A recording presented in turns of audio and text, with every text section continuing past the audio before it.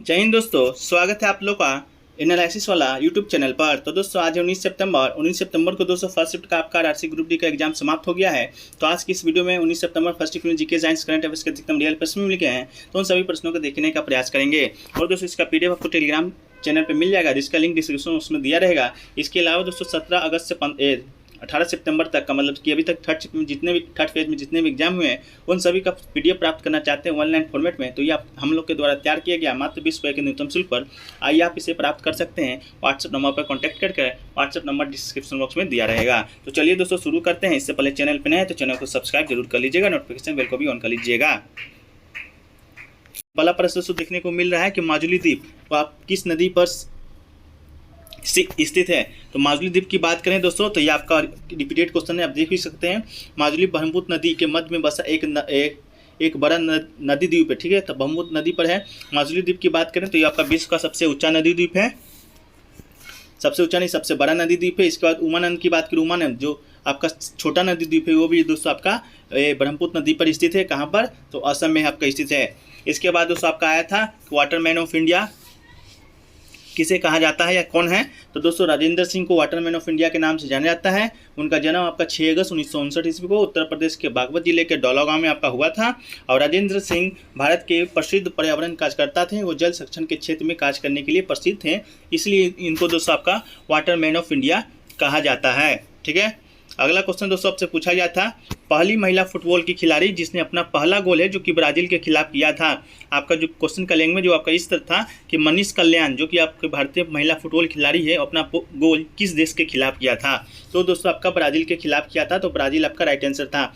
बात करें मनीष कल्याण की तो ये आपके पंजाब की रहने वाली है और उनको एक भारतीय फुटबॉल खिलाड़ी है। और गुरुवार को 19 वर्षीय आपका 19 साल की है कल्याण ब्राजील के खिलाफ गोल करने वाली भारत की पहली महिला फुटबॉलर बनी है और दोस्तों केवल दूसरी भारतीय बनी है, इस बात को याद रखिएगा, ठीक है। अगला क्वेश्चन दोस्तों पूछा गया था संविधान सभा के अध्यक्ष कौन थे। दोस्तों इस क्वेश्चन में कंफ्यूजन है, संविधान सभा के कौन अध्यक्ष पूछा गया था या प्रारूप समिति के अध्यक्ष पूछा गया था। इसका जो डाउट है वो आप क्लियर कीजिएगा कमेंट सेक्शन में बता के। तो इस प्रश्न में दोनों को देख लेते हैं। संविधान सभा के अध्यक्ष की बात करेंगे दोस्तों तो 1946 आज के दिन मतलब राजेंद्र प्रसाद जी को भारतीय संविधान सभा का अध्यक्ष नियुक्त किया गया था। राजेंद्र प्रसाद जी को दोस्तों क्या किया गया अस्थायी नियुक्त किया गया था। लेकिन अस्थायी की बात करें तो ये दोस्तों आपका सचिदानंद सिन्हा जी को नियुक्त किया गया था मात्र 2 से 3 दिन के लिए। और जो आपका संविधान सभा की पहली बैठक आपका 9 दिसंबर 1946 को हुआ था। इसके अलावा दोस्तों प्रारूप समिति के अध्यक्ष की बात करेंगे तो संविधान सभा के जो प्रारूप समिति के अध्यक्ष हैं आपका डॉक्टर भीमराव अम्बेडकर जी हैं। ये प्रश्न आपके कल के शिफ्ट में पूछा गया था, तो आप बताइएगा संविधान सभा के अध्यक्ष पूछा गया था या संविधान सभा के प्रारूप समिति के अध्यक्ष को पूछा गया था। चलिए अगला क्वेश्चन दोस्तों पूछा गया था आपका PLI स्कीम में कितना बजट आवंटित किया गया है आपका 2021-22 के बजट के अनुसार, ठीक है।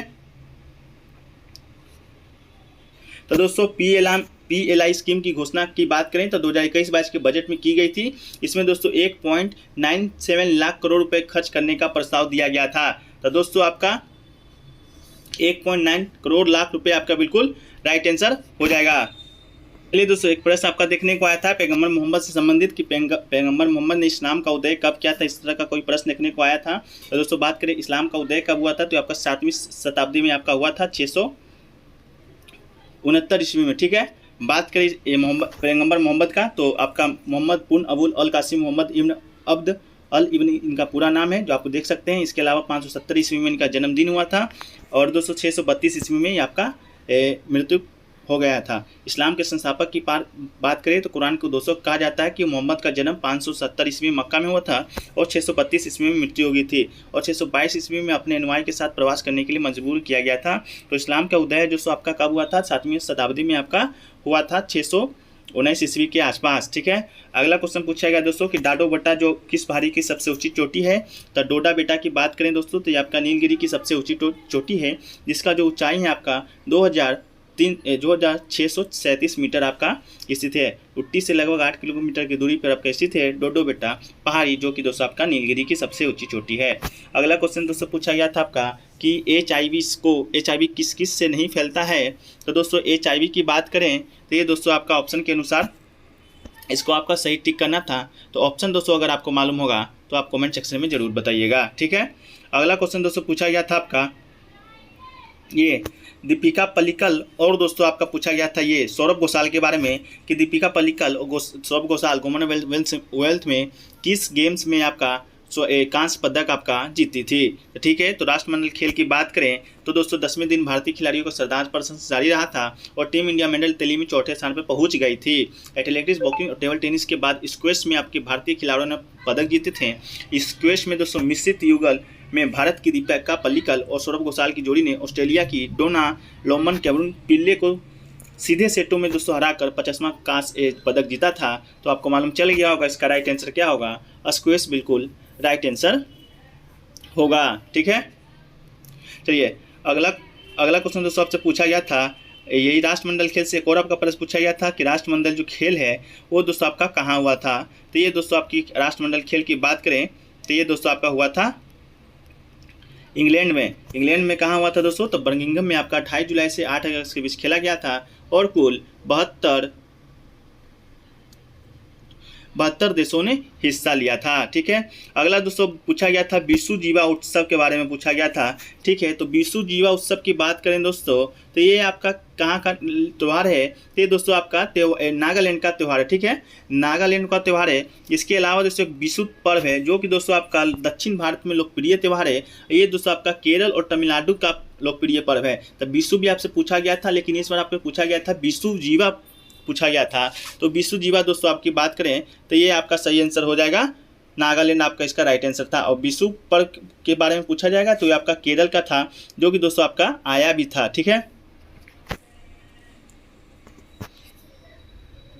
था कि ये 1921 में लाला लाजपत राय किस संगठन से आपका जुड़े हुए थे। तो दोस्तों इसका जो आंसर है आपका मिल नहीं पाया है, क्योंकि दोस्तों आपको बता दें कि 1920 ईस्वी में आपका महात्मा गांधी जी ने असहयोग आंदोलन का शुरुआत किया था और इस आंदोलन का जो शुरुआत है पंजाब में आपका लाला लाजपत राय जी ने कर रहे थे और 1921 से 1923 ईस्वी के बीच लाला लाजपत राय जी जेल में डाल दिए गए थे। तो दोस्तों अगर ये आपका 1921 से 23 के बीच आपका जेल में थे तो ये दोस्तों आपका कौन सा संगठन से जुड़े हुए थे, इस तरह का कोई प्रश्न आया था तो आपका राइट आंसर क्या होगा वो आप कमेंट सेक्शन में जरूर बताने का प्रयास कीजिएगा।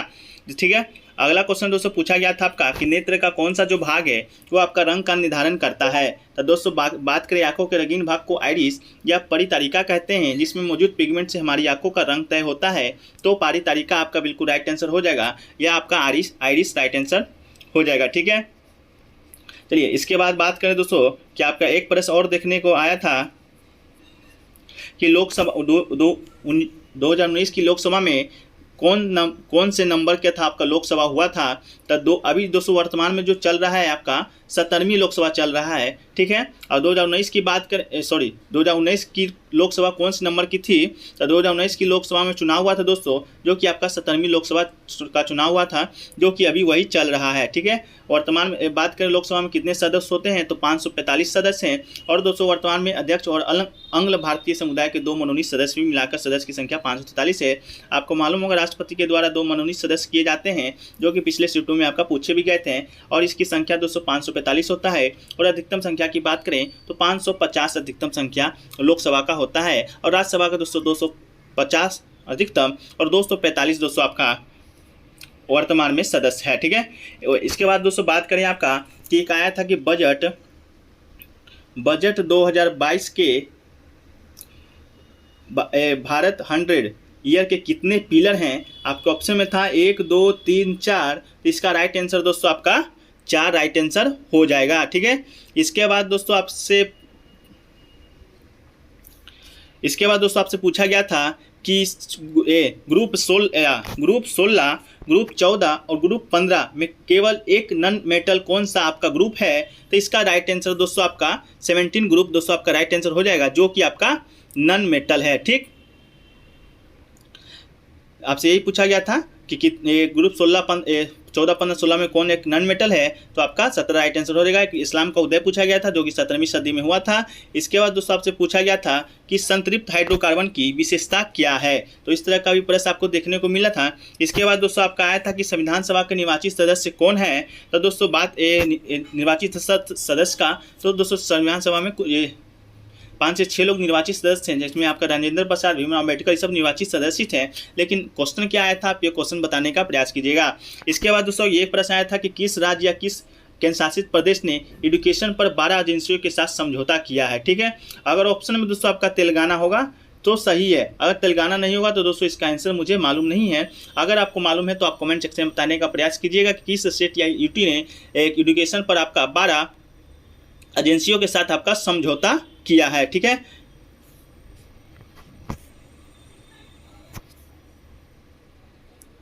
औद्योगिक इकाई में क्या मात्रक और क्या मान होता है, तो इस तरह का भी प्रश्न आया था। तो दोस्तों आपका अश्व शक्ति अगर ऑप्शन में था तो राइट आंसर हो जाएगा। इसके अलावा दोस्तों नहीं था तो आप कमेंट सेक्शन में बताइएगा।